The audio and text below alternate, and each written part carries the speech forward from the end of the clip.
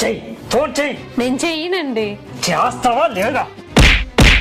ఎందుకు చెయ్యాలండి? ఇలా ఎన్నిసార్లు మా అమ్మ నాన్నలు డబ్బులు అడగమంటారు? అడిగితే తప్పేంటి? అల్లుడికి డబ్బులు ఎవరా?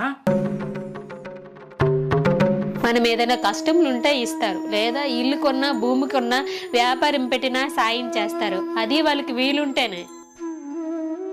కిందటి సంవత్సరం అడగమన్నావు, అడిగాను, ఇచ్చారు. ఏం చేసావు? తాగి తందనాలు ఆడావు.